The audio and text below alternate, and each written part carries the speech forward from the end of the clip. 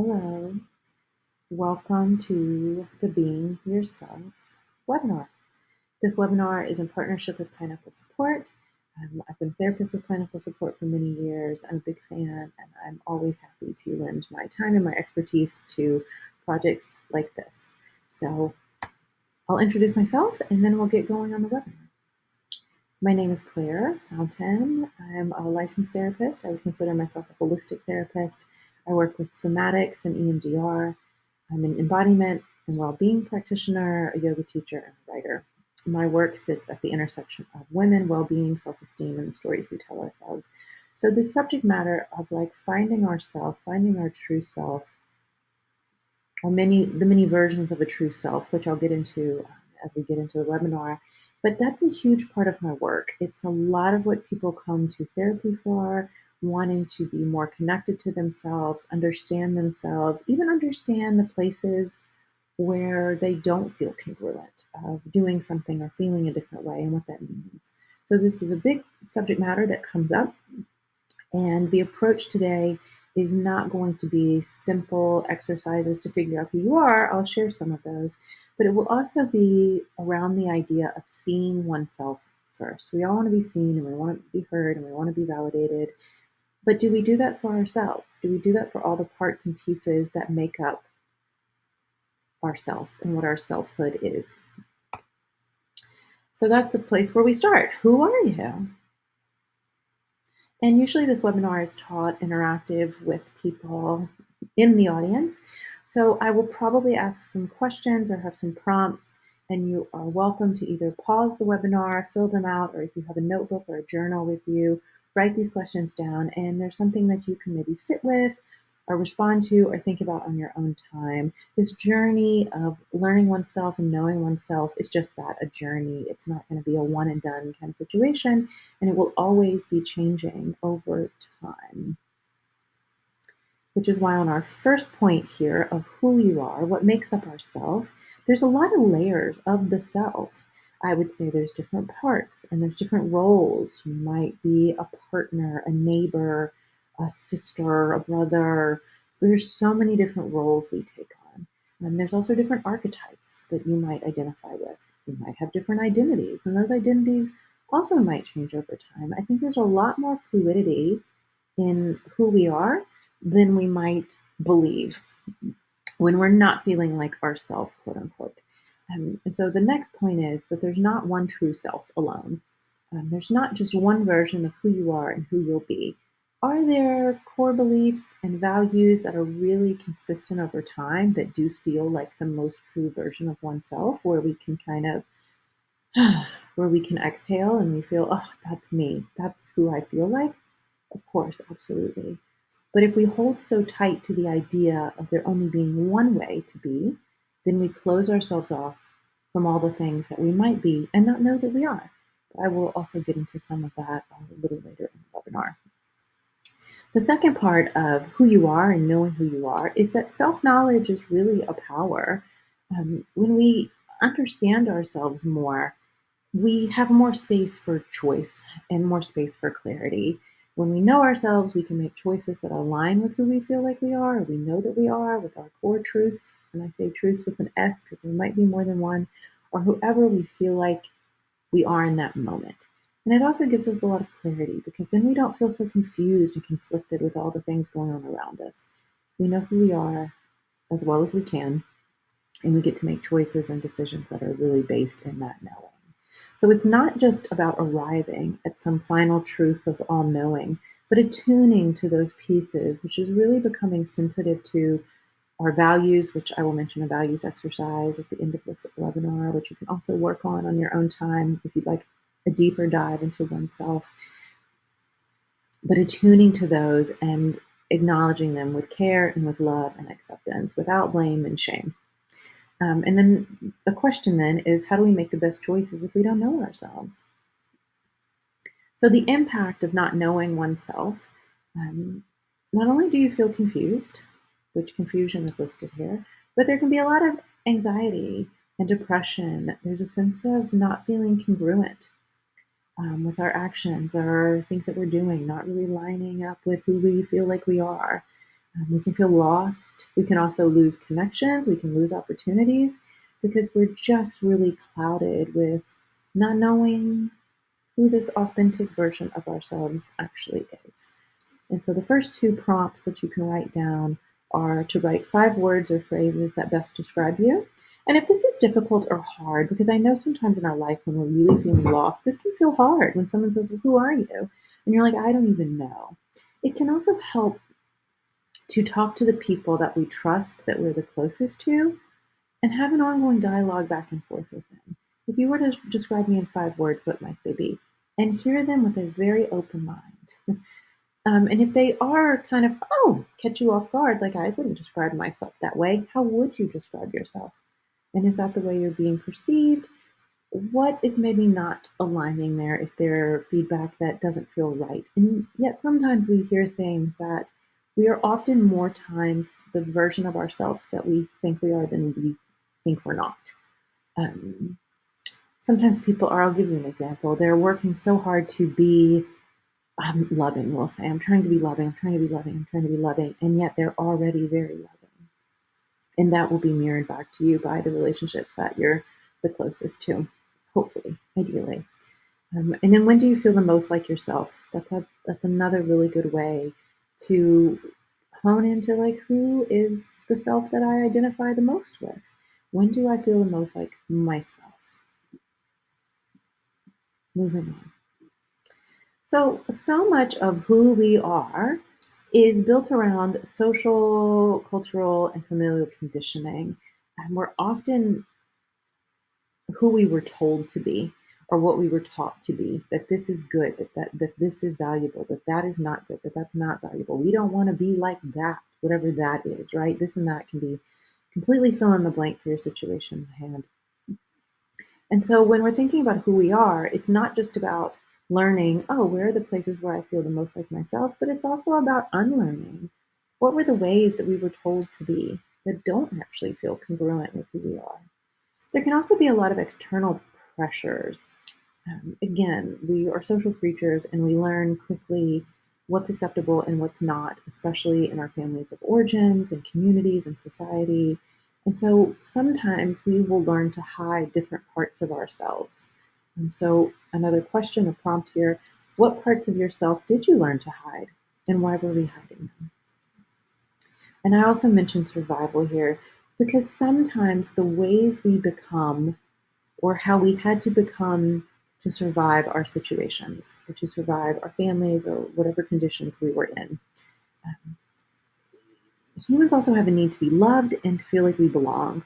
So if a piece of us or a part of us was something we learned very early was not going to be safe, was not going to be accepted, um, we wouldn't be able to belong where we wanted to if we express that part of ourselves, we hide it and we hide it for survival. So if that's the case with some of the parts of yourself that are coming up that you're like, I didn't get to fully express this piece of myself for so long, I would say to offer yourself compassion. I would invite you to try to be compassionate with the parts of yourself that had to hide because of survival. And then another part of learning and unlearning is defining worth and success for ourselves. So, as I was saying, we learn quickly what is valuable, what is worthy, what qualities and traits the people around us subscribe worth and value to. So, you have to define all that for yourself. You have to make sure that the definition you have of success is totally your own. The definition of what makes a person worthy, which is just existing, but that's a whole other webinar on self-worth if we want to get into that. Those have to be definitions that you define for yourself, not what someone told you. So how would you like to show up as yourself? These are more questions and prompts. How do you create an environment to continue to learn who you are and to be that self fully? So how do we create and find spaces that are safe, that are welcoming, that are non-judgmental? How do we do that for ourselves? And then a question, another prompt. Who were you before the world told you who to be? It can also be a meditation to reflect on that. So the next point here is what I was mentioning at the beginning of like to be seen. What does it mean to be seen? I think there's a huge thing with anyone who has had to hide parts of themselves or didn't feel like they could be fully themselves or has even lost parts of themselves, which we'll get into.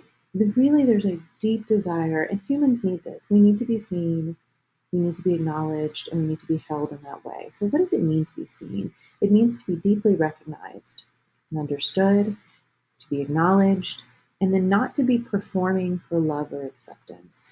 That's a really big thing that comes up in therapy is this idea that we often had to perform something to be loved. We had to perform niceness, or we had to perform what would make someone else happy, or we had to cater to someone else's emotions or feelings in a way that we had to completely betray or abandon ourselves.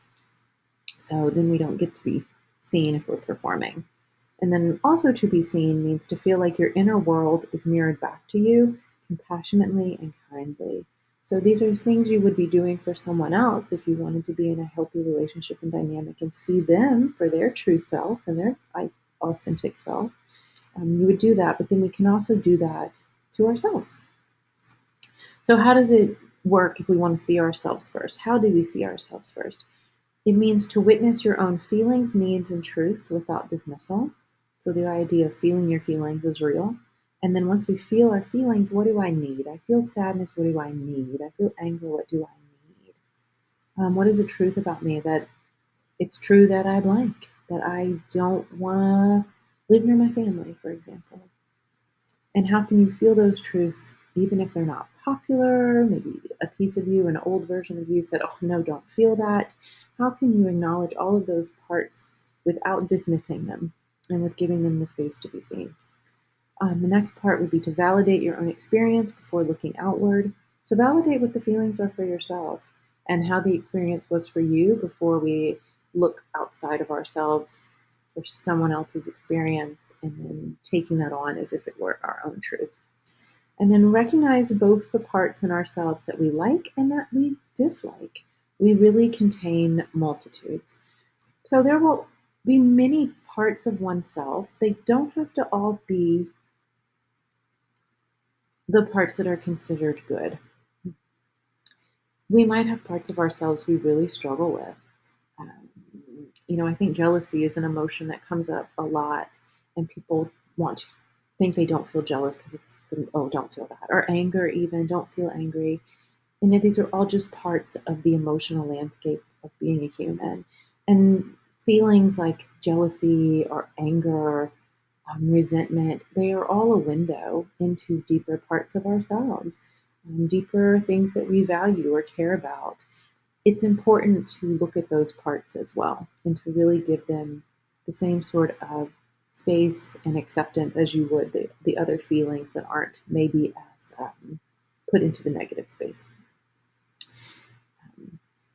So seeing yourself is an act of deep self-love, agency, and admiration for life itself. Because to see ourselves is to acknowledge that we are human and that we are alive. Our next point here, how can we embody authenticity daily? So as I was mentioning before, identity can be fluid. It's not fixed. There are deep truths in core beliefs, and core beliefs can be changed. That's a lot of what comes up in therapy is that we have a core belief that is not real. I'm not worthy. I'm not valuable. I'm bad. I've done something wrong. And yet that core belief begins to dictate our life and direct it when it's not even the truth about who we are. It's just a belief we developed, usually to survive our circumstances that I was mentioning earlier. Something traumatic might have happened, or even with trauma, it's sometimes the things that don't happen.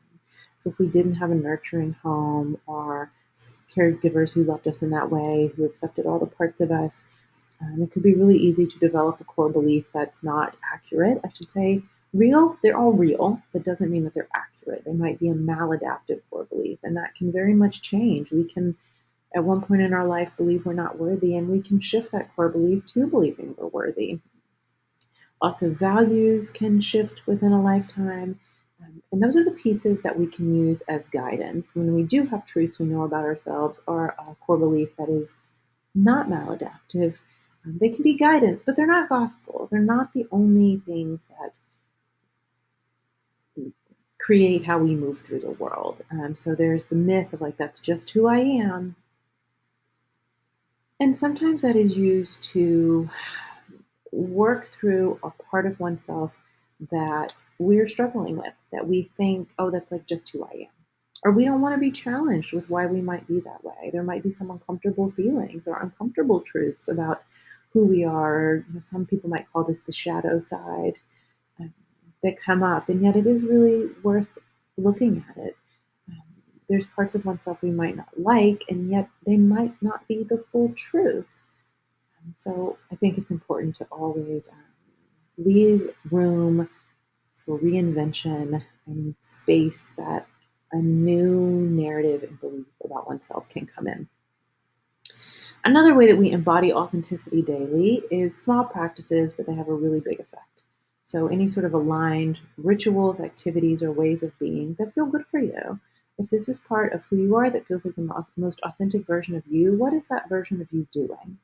Um, and that's important. Like if an authentic version piece of you, I'll give an example, really prioritizes friendships and community. How often are we seeing our friends? How often are we making an effort? Are we showing intentionality around reaching out, talking to someone? The idea of to have a friend is to be a friend. How are we engaging in community? If that's something that we do really value, that's where we feel like our most true self. How are we taking those actions that continue to build and support the version of ourselves we know ourselves to be? Okay. And then a quote here from Audre Lorde, amazing. Only by learning to live in harmony with all your contradictions can you keep it all afloat. Which is a bit of what I was mentioning. There's parts of ourselves we may not really like or we may not fully understand. And yet that's also part of being a human is, and I will get into, there's 5 A's that are going to be really important. And they're very helpful in terms of how we affirm ourselves. But holding all of that, we do sometimes contradict ourselves, can be very loving, and then can also be sometimes really critical or judgmental of others. We can be really open minded, and then there might be something that we're a little more closed on. And we can hold all of it with acceptance. And I think that's the best way that we get to a place of really feeling authentic.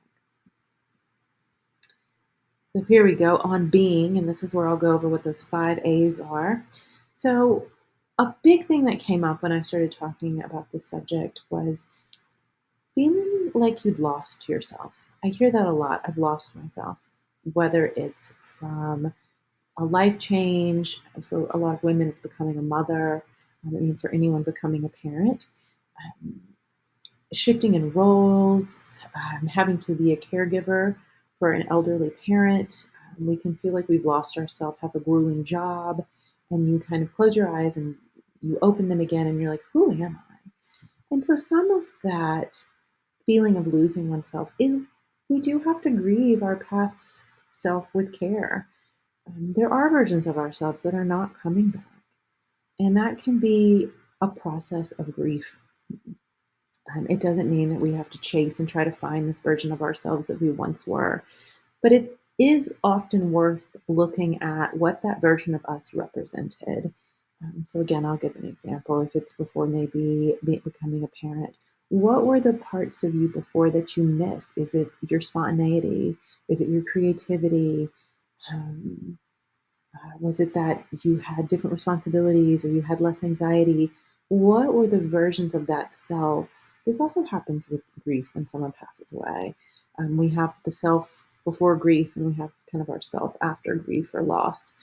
And a lot of people are trying to get back to that self before, and yet it's more worthwhile to acknowledge that self you were before and to grieve that self and to look at the parts that we miss and honor them, but acknowledge that we're developing and we have evolved into a new self. And then, so some of this is when we have lost ourselves. I was mentioning caregiving and parenting and different roles that really take a lot from us. That it's when others need a lot from us. And is how can we continue to prioritize ourselves? That will help us from feeling so lost. How do you do the things like the rituals and the small activities every day? How do you do the things and prioritize the things that help you feel the most like yourself? There are small things I do. I'll use myself as an example here. I've had a lot of really heavy grief and caretaking of an elderly parent, of an ill and elderly parent. And those daily rituals that I know are part of who I know myself to be. I always have breakfast. I always do a meditation in the morning, and I always drink tea. The meditation might be 3 minutes, but no matter where I am in the world, I will always do those things, no matter what time of the day it is. I don't have a time frame on this. It's just what I do when I wake up. And those really help me come back to myself. They're the things I hold on to, even when so much around me needed a version of me that might not have been the me I identify the most with day to day. So that was just an example. And then another part of working through losing yourself or feeling that way is reflecting and remembering, as I was mentioning, who we were versus who we are now. So there might be qualities that you've developed that are positive, that you're accumulating as you shift into this new role or this identity at this point in your life. Another part of being is how do we return to the self? I was mentioning for women, mothering, caregiving, changing roles, feeling unseen and depleted and disconnected. Where are you finding practices that are going to help with reconnection, solitude, joy, movement, being honest about our feelings, being honest about needing help, feeling honest about being lost? Those are all things that are going to help in how we, quote unquote, get back to ourselves. And as we were mentioning really early in the webinar, the self that we're trying to kind of get back to is the work that we've done on, like, who are we? When do we feel like ourselves? What is this kind of list of things that feels the most authentic to us, even if that list is always changing? And then when we're working with the 5 A's, okay, the 5 A's, this is from a book, How to Be an Adult in Love. There's also How to Be an Adult in Relationships. And I really like these 5 A's. So the 5 A's is attention, acceptance, appreciation, affection, and allowing. So I'm just going to read off the definition of those because those are things we can do not only for other people, but we can do them for ourselves. So attention means the consciousness of the interconnectedness of all things. So it's easy to put our attention on things outside of ourselves, but we make sure we bring the attention kind of back to the insides of ourselves. And I would say that that's not only our thoughts and feelings, but also anything sensory that's going on. What is our body trying to tell us? So really paying attention to ourselves is a good way to learn ourselves and know ourselves. The next one is acceptance, and that means saying an unconditional yes to these sobering bits of existence, just things that are facts of life. How can we accept exactly what is? And that doesn't mean that we don't take steps to change or shift things, but we must first accept reality without judgment. Okay. Appreciation means having an attitude of gratitude, a little cliche, but that is very much what appreciation is. So you appreciate not only what you have around you, but what you have within you. So we appreciate these parts of ourselves. We appreciate the spaces that we're in, even if they're not ideal.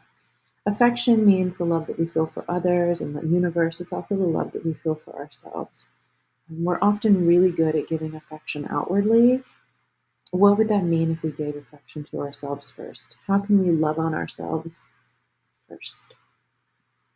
And then allowing means that we grant others and ourselves the right to live freely without outside control. And that one is a little more about other people, but with ourselves. We allow ourselves to maybe have places where we don't feel congruent, or we allow ourselves to be how we are at any given time. Like, this is hard and I'm unhappy and I'm just allowing these feelings to flow over me.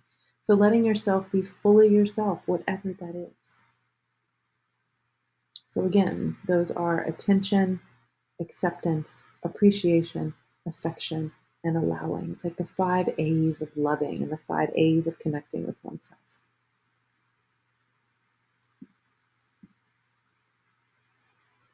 And when we do those things,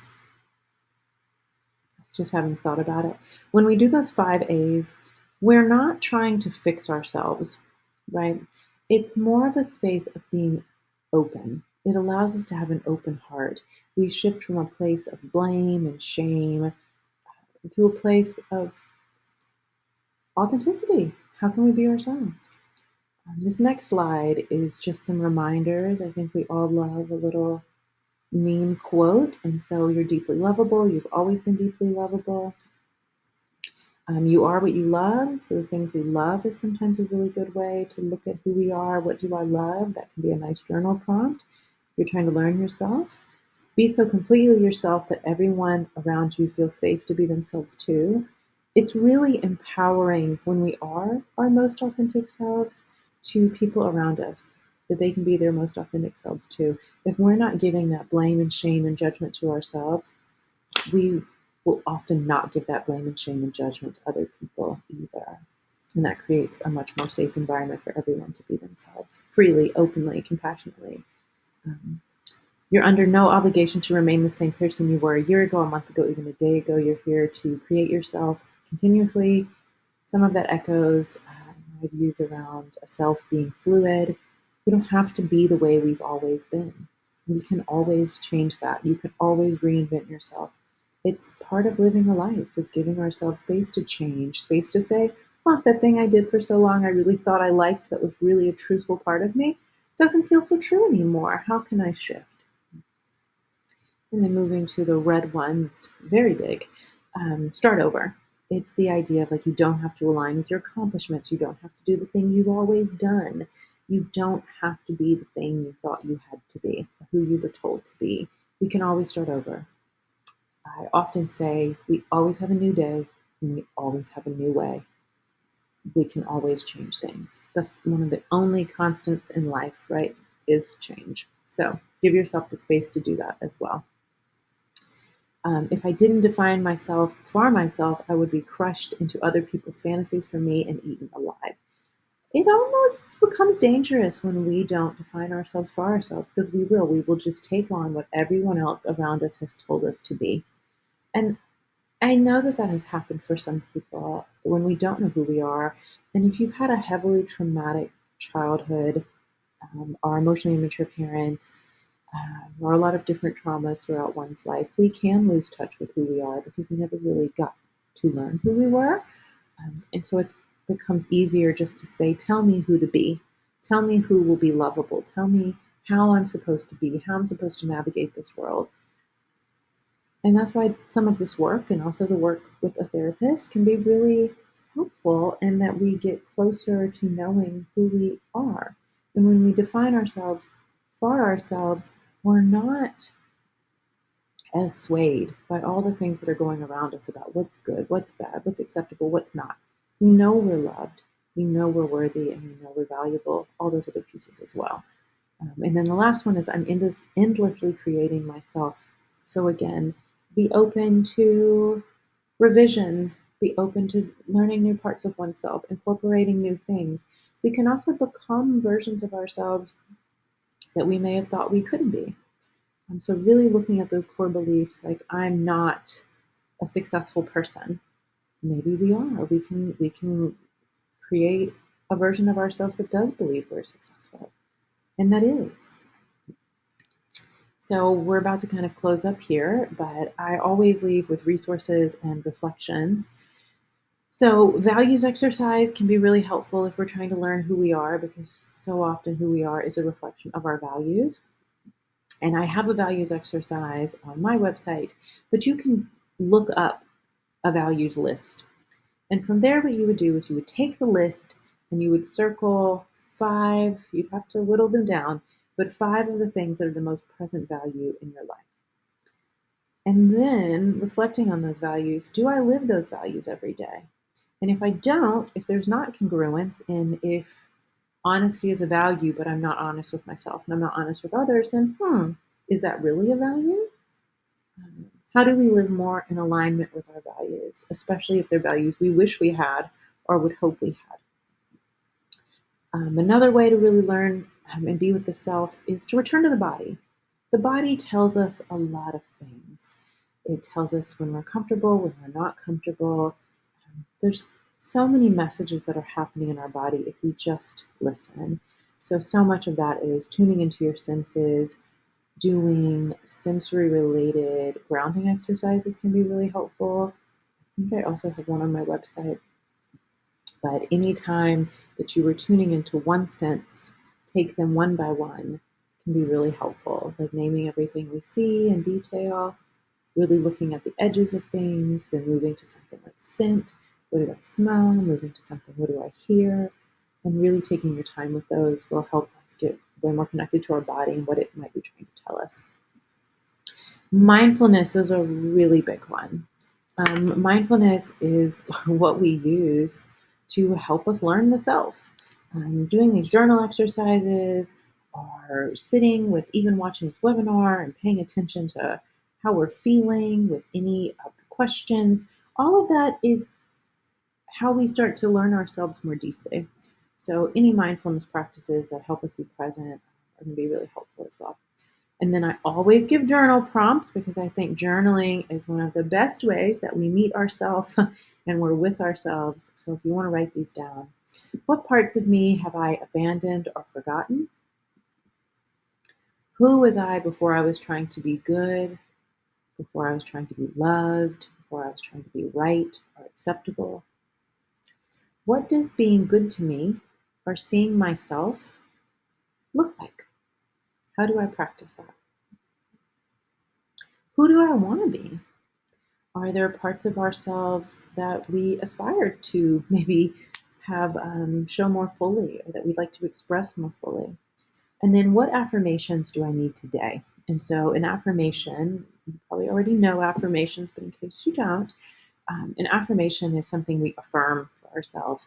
And the best affirmations are usually start with I and am, but they can be any sort of declaration. I think anything can be an affirmation in that way. Like, today will be a good day. Anything.